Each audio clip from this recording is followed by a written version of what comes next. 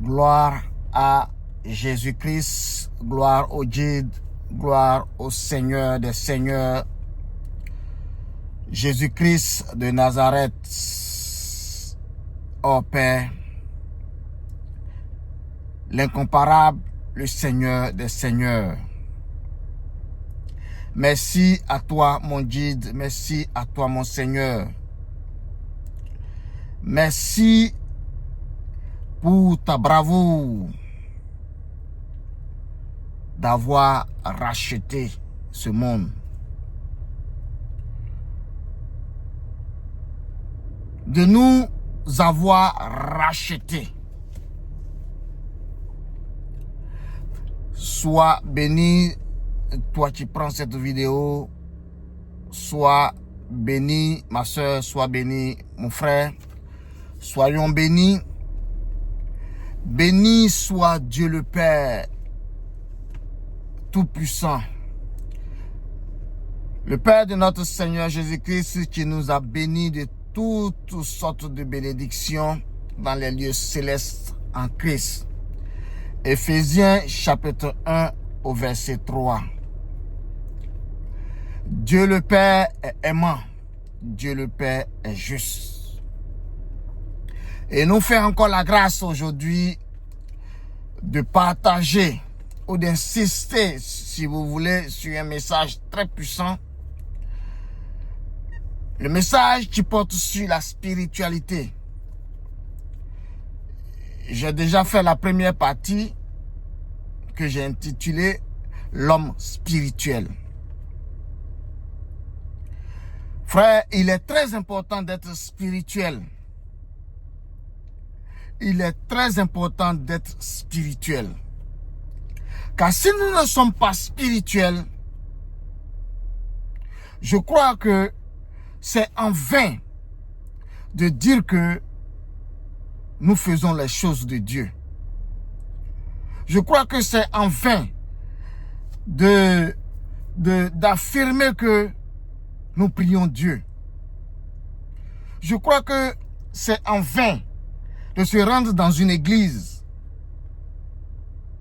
Car même la Bible dit, quand nous prenons le livre de Jean, au chapitre 4, je crois, au verset 24, verset 24,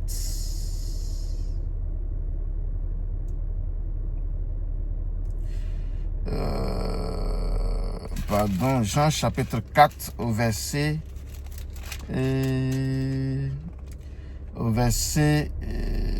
24.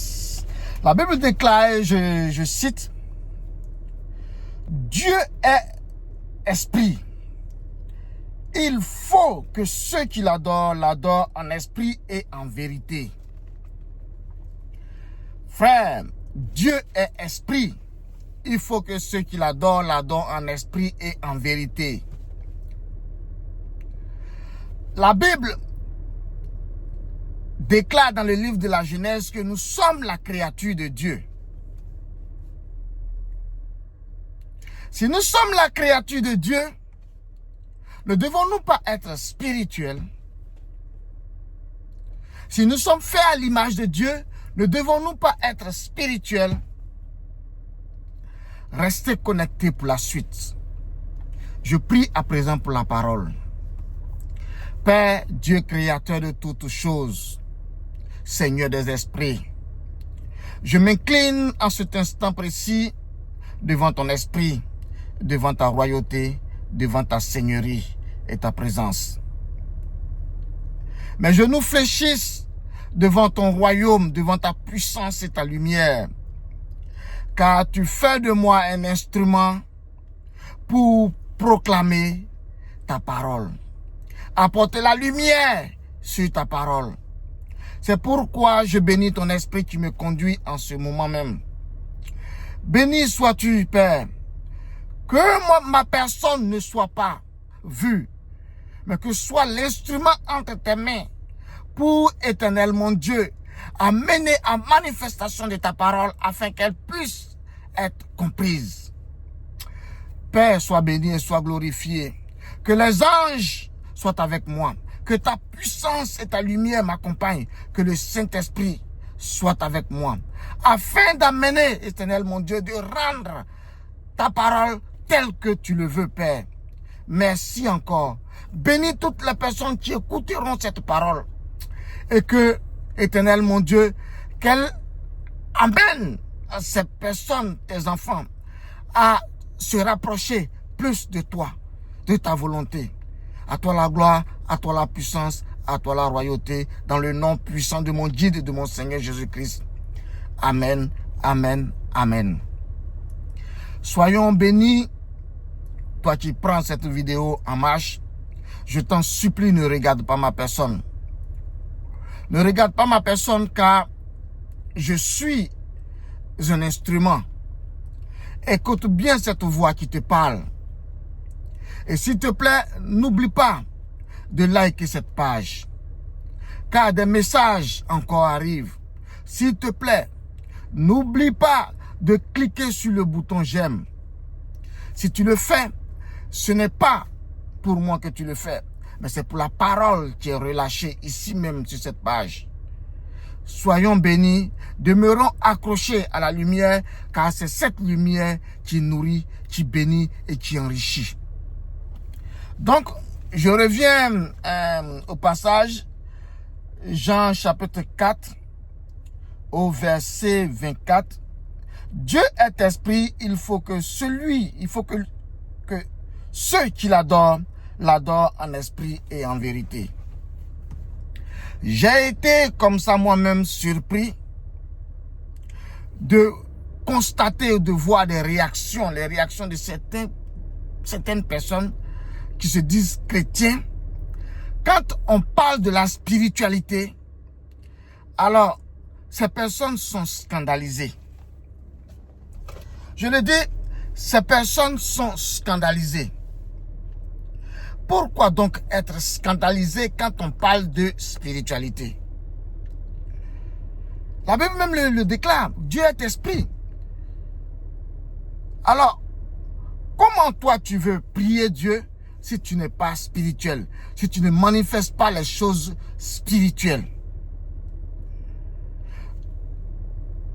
Le monde dans lequel nous sommes a habillé notre regard, a habillé notre quotidien, à telle enseigne que si nous ne voyons pas avec nos yeux physiques, nous ne croyons pas.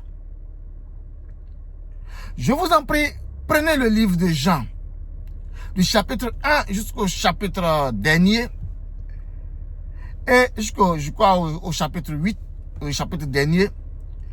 C'était la partie où Jésus-Christ échangeait avec les Juifs. Vous allez comprendre comment le monde persécute, ou alors, si vous voulez, les chrétiens même persécutent ceux qui sont réellement accrochés à la parole, à la spiritualité. C'est pourquoi moi je dis que la religion, Dieu n'est pas la religion. Dieu n'est pas la religion en ce sens que le chrétien se dit chrétien. Mais quand on parle des choses spirituelles, il assimile ça au monde de la sorcellerie. Alors que c'est certainement parce que ce chrétien-là ne manifeste pas les choses spirituelles. Dieu est esprit. Si tu ne te mets pas dans la disposition spirituelle, comment veux-tu comprendre Dieu? Comment veux-tu voir les choses spirituelles? Quand je prends par exemple la maladie, Dieu n'est pas la maladie. Ainsi donc, si quelqu'un est en Dieu, si quelqu'un manifeste les choses spirituelles, frère, tu changes de dimension. La maladie n'étant pas de la dimension de Dieu, alors tu ne peux pas vivre la maladie.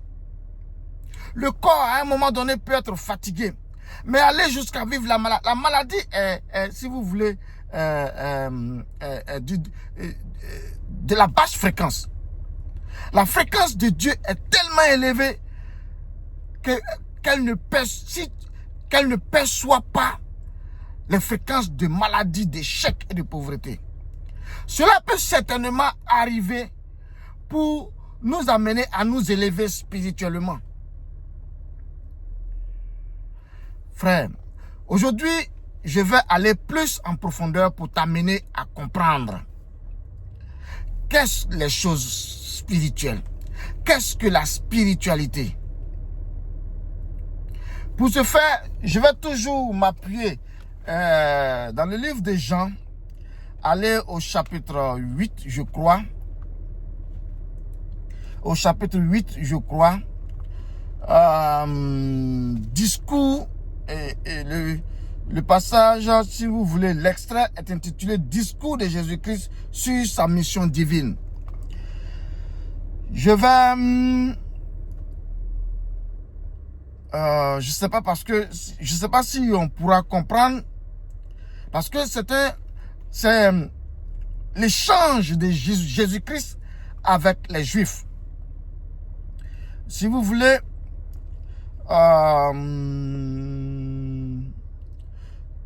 je veux donc, si quelqu'un prend cette vidéo, après avoir écouté cette vidéo, s'il te plaît, prends ta Bible, va dans le livre de Jean, chapitre 8, et commence à lire à partir du verset 12 jusqu'à la fin. À partir chapitre 8, verset 12 jusqu'à la fin. Et tu comprendras mieux ce message-là. Alors, moi je vais commencer au verset 52. Je lis la parole dans la version Louis II. Maintenant, lui dit les Juifs, nous connaissons que tu as un démon. Abraham est mort, les prophètes aussi. Et tu dis, si quelqu'un garde ma parole, il ne verra jamais la mort. Es-tu plus grand que notre père Abraham qui est mort? Les prophètes aussi sont morts. Qui prétends-tu être? Voilà la question que les Juifs posent à Jésus-Christ. Jésus-Christ leur répondit, si je me glorifie moi-même, ma gloire n'est rien. C'est mon Père qui me glorifie, lui que vous dites être votre Dieu et que vous ne connaissez pas. Pour moi, je le connais. Et si je disais que je ne le connaissais pas, je serais semblable à vous, un menteur, mais je le connais et je garde sa parole. Abraham, votre père, a tressailli de joie de ce qu'il verrait mon jour, et il a vu, et il s'est réjoui. Je reprends, suivez bien, frère. Abraham, votre père, a tressailli de joie de ce qu'il verrait mon jour, et il l'a vu, et il s'est réjoui. Les Juifs lui disent, tu n'as pas encore 50 ans, et tu as vu Abraham. Voyez-vous la position des Juifs? Les Juifs qui posent la question à Jésus-Christ. Tu n'as pas encore 50 ans et tu as vu Abraham. Jésus leur dit, en vérité, je vous le dis, avant que Abraham fût, je suis. Là-dessus, il prit des pierres pour les jeter contre lui. Mais Jésus se cacha et il sortit du temple. Frère, voyez-vous les choses spirituelles. Jésus-Christ, que nous prétendons prier, était un homme spirituel. Il dit, en vérité, je vous le dis, avant qu'Abraham fût, je suis. C'est-à-dire qu'avant que Abraham ne vienne sur cette terre, Jésus-Christ y était. Et Abraham l'a vu.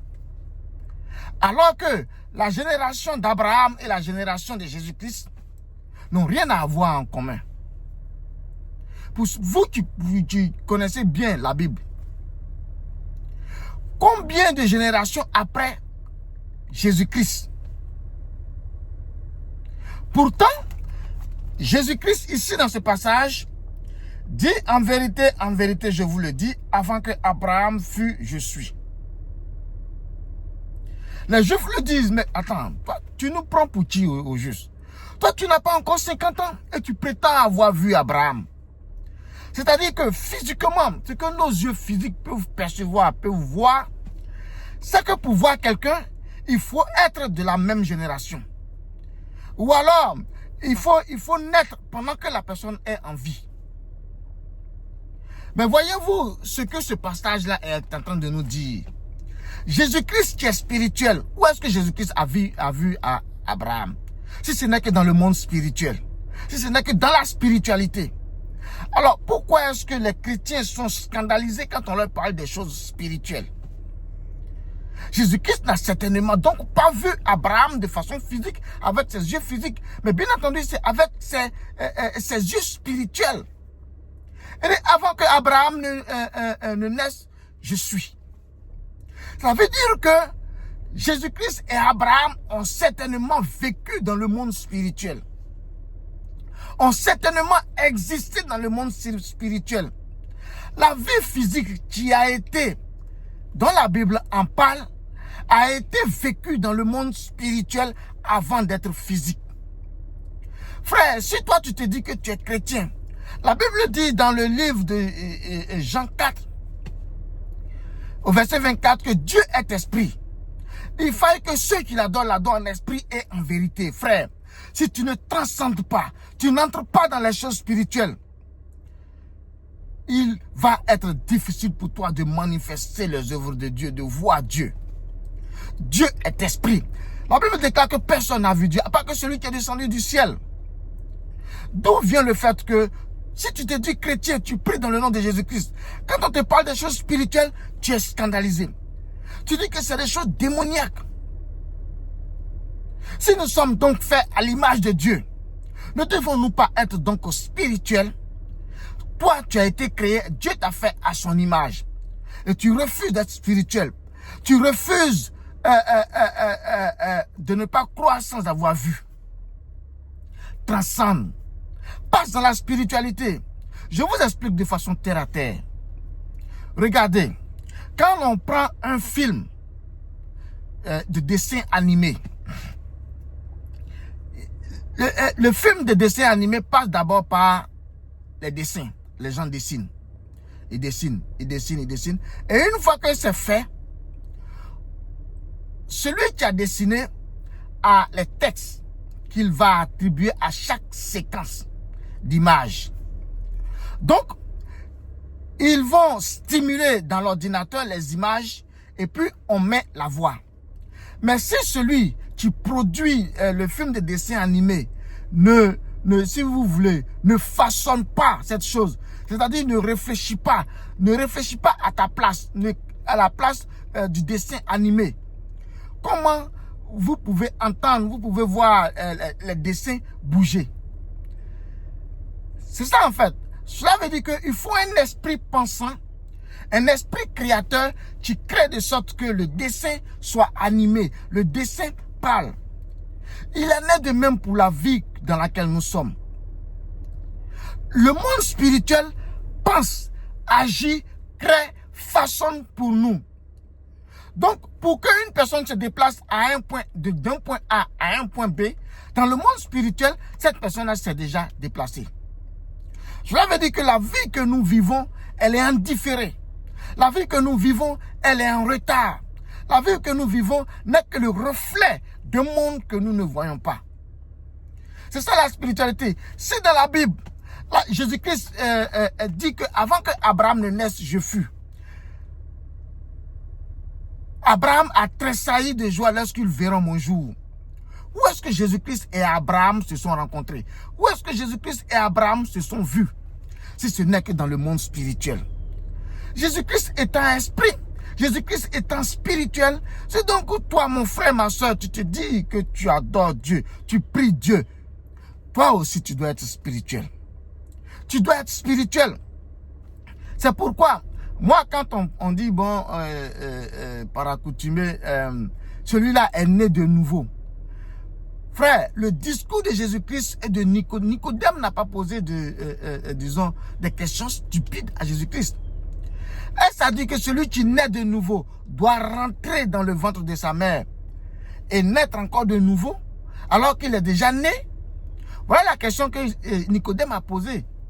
Mais frère, la naissance de nouveau, naître d'une femme, c'est être rattaché à ce monde. Naître d'une femme, c'est être avoir, si vous voulez, la nature humaine qui est rattachée à l'espèce humaine, à la femme. Donc, pour être spirituel, il faut être naître d'eau et d'esprit. L'esprit transcendé si vous voulez, au niveau de la spiritualité. Quitter tout ce qui est physique. Aller dans le monde spirituel. Chercher à comprendre les choses spirituelles. L'eau, n'est-ce pas l'eau qui purifie? Donc, jusqu'à même au plus profond de votre être, de votre génétique, tout doit changer. Cette naissance de nouveau dont les chrétiens parlent, on l'a baptisé, on a mis l'eau sur sa tête, et puis il est né de nouveau. Oh, il a abandonné tout ça. Frère, je vous dis que c'est de la tromperie. C'est de la tromperie parce que naître de nouveau n'a rien à voir avec ce que nous vivons dans les églises. Naître de nouveau, dont Jésus-Christ a eu à en parler avec Nicodème, dont la Bible en parle, c'est autre chose. La naissance de nouveau dont Jésus-Christ a eu à expliquer à Jésus-Christ, c'est autre chose. Jésus-Christ a dit, il dit, tu es le docteur d'Israël et tu ne sais pas ces choses. Mais parce que Nicodème ne considère et ne voit que les choses physiques. Jésus-Christ parle des choses spirituelles. Des choses qui émanent de la spiritualité. C'est pourquoi, frère, si toi tu te dis que tu es chrétien, il faut changer ta manière de concevoir et de percevoir. Change ta manière de concevoir et de percevoir. Car si tu considères dorénavant les choses spirituelles, tu comprendras mieux la parole de Dieu. Tu comprendras mieux la vie que Jésus-Christ a menée. Le combat de Jésus-Christ. Tu comprendras mieux que la religion, la chrétienne, si vous voulez, les églises qui poussent de gauche, n'ont rien à voir avec la volonté de Dieu. Un homme spirituel, c'est celui qui considère ce qui se passe même avant que cela n'ait lieu dans le monde physique. Frère, avant que tu ne te déplaces pour aller au travail, cela a déjà eu lieu dans le monde spirituel. Cela a déjà eu dans un monde que tu ne considères pas. Donc, le monde physique ou le monde que nous ne voyons pas, lequel des deux est plus puissant, lequel des deux a plus si vous voulez, de crédibilité, si ce n'est que le monde spirituel. Si le monde spirituel n'existe pas, ne crois pas que tu pourras manifester quelque chose dans le monde physique. Car c'est de là-bas que tout vient. C'est de là-bas que tout provient. C'est pourquoi soyons spirituels. Quand Jésus-Christ, les Juifs qui disent que eux, ils croient en Dieu, ils ont pour père Abraham, et qui posent la question à Jésus-Christ de savoir, tu n'as même pas encore 50 ans et tu prétends avoir vu Abraham. Les Juifs sont bien entendu dans les choses physiques. Mais Jésus-Christ ne parle pas des choses physiques, il parle des choses spirituelles. Il a dit, si vous étiez enfant d'Abraham, vous ferez les choses d'Abraham. Abraham a donc été un homme spirituel. Jésus-Christ aussi est un homme spirituel. C'est pourquoi nous devons donc considérer les choses spirituelles. Quittez donc la chair, quittez le physique. Quand vous prenez les dessins animés, vous regardez les dessins animés, un dessin qui bouge et qui parle. Il y a d'abord eu la phase de conception derrière. C'est-à-dire quelqu'un qui a dessiné et quelqu'un qui a mis la voix. Ce que, si vous voulez, le concepteur veut comme idée, c'est ça qui se manifeste au travers du dessin animé que vous regardez. Si le concepteur dit que le dessin animé doit courir, alors le dessin animé court. Si le concepteur dit que le dessin animé doit parler, alors le dessin animé parle. Si le concepteur dit que le dessin animé doit rire, alors le dessin animé rit. Voilà un peu la spiritualité de l'homme. Alors, nous qui sommes spirituels, faits à l'image de Dieu, Dieu, cette vie que nous menons a bien évidemment existé dans un monde spirituel. C'est de là-bas que nous puisons tout ça. Donc c'est de là-bas. Si nous sommes donc connectés à ce monde spirituel, nous allons pouvoir véritablement comprendre des choses, interchanger avec des gens. Les gens qui apparaissent et qui disparaissent dans notre vie n'est que le reflet du monde spirituel. Si dans le monde spirituel, c'est-à-dire que tu ne pourras jamais rencontrer une personne, frère, tu ne rencontreras jamais cette personne. Mais si tu rencontres dans le monde spirituel une personne, alors ici physiquement, tu vas rencontrer la personne. Ce n'est que le reflet. Tout ce que nous vivons émane de ce monde spirituel-là, que nous ne considérons pas, que nous ne voyons pas. L'Église habille. L'Église habille. Le monde dans lequel nous sommes habille tout ça. Ça fait que nous ne considérons pas, nous ne sentons pas, nous ne manifestons pas. Il n'y a rien, je le dis, il n'y a rien qui est hasard. C'est pourquoi la Bible déclare, si Dieu ne t'a pas appelé, personne ne peut venir à lui. C'est-à-dire que si dans le monde spirituel, Dieu ne t'a pas appelé, frère, tu ne peux pas venir à lui. Donc, en tant que chrétien, arrêtons de considérer les choses que nous voyons de façon physique.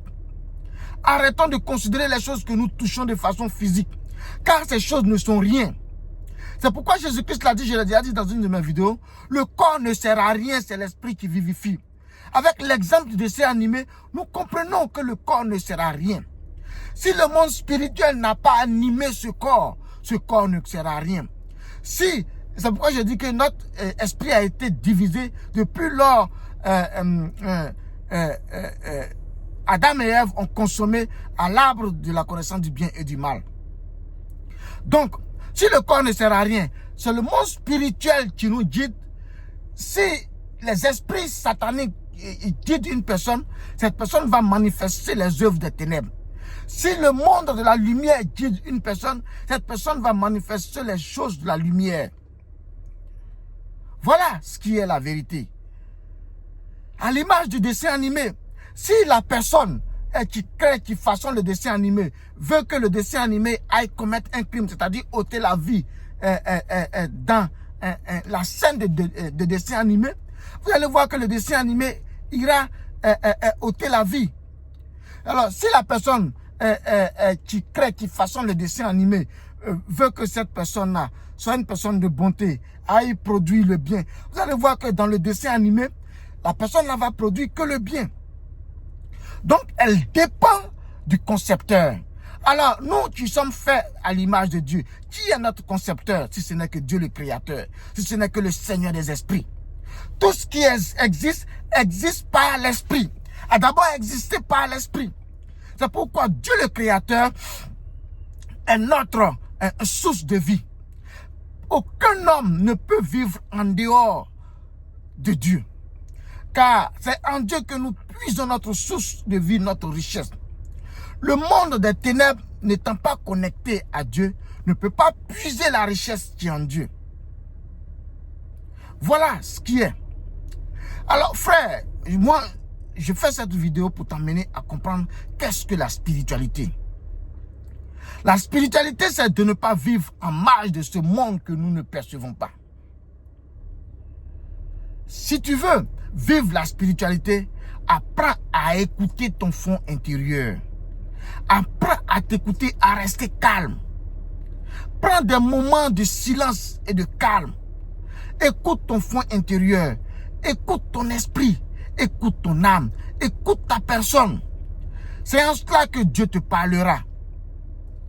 Quand nous prenons l'histoire du prophète Élie dans l'Ancienne Alliance, quand la reine Isabelle avait décidé d'ôter la vie après que justice soit faite par Élie sur le prophète de Baal, Élie s'est retiré et s'est recroquevillé dans les montagnes.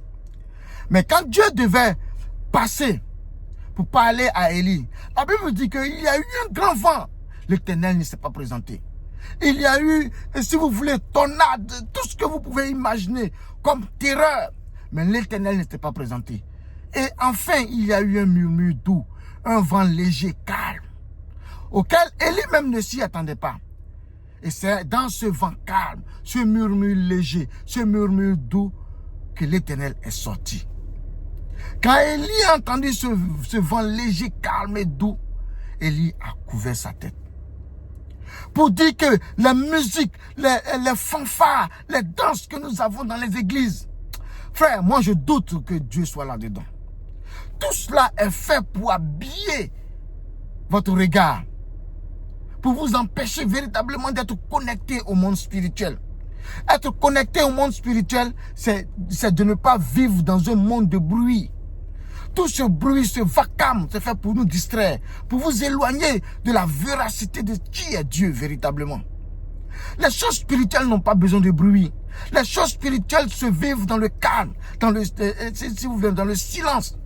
Les choses spirituelles se vivent dans la transcendance. Alors que si vous dansez, comment est-ce que vous pouvez manifester les choses spirituelles? Sois spirituel, mon frère. Déplace-toi, va vers ce monde qui te conduit. Va vers ce monde que Dieu a créé qui te conduit. Car c'est dedans que tu vas trouver ton essence.